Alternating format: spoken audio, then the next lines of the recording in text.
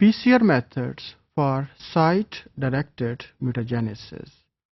While this basic technique was developed, then it was realized that during DNA amplification, small mismatches or altered bases they can also be incorporated into the amplified DNA fragment और basic PCR protocol की तरह इसमें भी हमें एक primer की ज़रूरत होती है जिसमें हमारी जो बेस ऑफ इंटरेस्ट होता है कि जिस बेस को हम ऑल्टर करना चाहते हैं या म्यूटेट करना चाहते हैं वो हम इनकॉर्पोरेट कर देते हैं इन सिंथेटिक प्राइमर। तो जब वो एनीलिंग होती है तो during the process of amplification, the altered base it is incorporated in the amplified DNA fragment. So a scientist, group of scientists like Higuchi and co-workers in late 1980s, like 1988, they developed a basic variation of the PCR method to introduce base-specific mismatches in the amplified DNA product. For this purpose, they use two primary reactions for the amplification of the target DNA, and the product of the primary reactions, they will produce the DNA fragments whose ends they can hybridize because same type of primers were used in the two primary reactions. So कि जो दो पहले primary reactions थे उसमें एक ही तरह के primer use किए थे तो उनका जो डीएनए प्रोडक्ट होगा उनके जो एंड्स जो हैं ये हाइब्रिडाइज कर सकते हैं because of the use of similar primer. And जो हाइब्रिडाइज एंड्स हैं उनमें एटलीस्ट एक एंड में 5 प्राइम एंड फ्री होगा तो the further amplification it is carried out in the next step. So how we can carry out mutations by using Higuchi and co-workers basic PCR technique. As I told you that in this technique two primary reactions are used, first one and second one, and they use same primers having the same mutated base like primer A and A prime.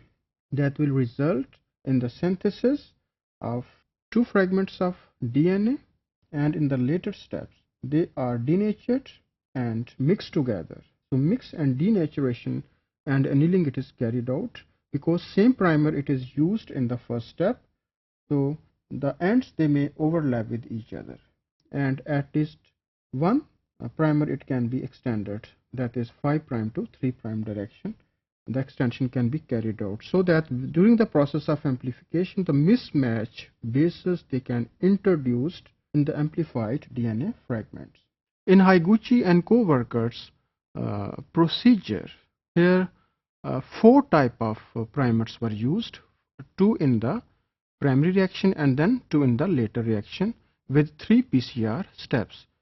And then with the passage of time later on, biologists simplified the steps so that now 2 PCR steps were used with 3 DNA primers. And here the product of the first reaction, which can be called as the mega primers, they can be used to direct the synthesis in the next step. So this is the variation that is introduced by another group of biologists around 1990. So here the first reaction, it resulted in the production of 2 fragments of the PCR that can be called as mega primers that is used in the next step to introduce the mismatched bases. So it is a mega primer method for mutagenesis. Now the advantage of PCR mutagenesis technique, it is very important. The reason is that PCR techniques they can introduce 100% mutations in the target DNA. Although its efficiency it is 100%, but there may be certain limitations or disadvantages. Like the amplified PCR products, they need vector fertilization so that they can be expressed in vivo. But with the passage of time, techniques now available where the amplified products with mismatched bases they can be transcribed in vitro and then they can be translated later on. Another limitation was that Taq polymerase fidelity, DNA fidelity was low, and this problem has been solved by using thermostable polymerases.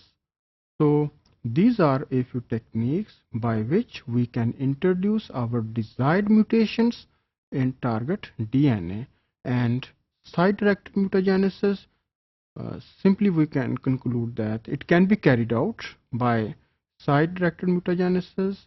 Our primer extension is there, and some protocols that are based on PCR, they can also be used for introduced our desired changes in DNA structure.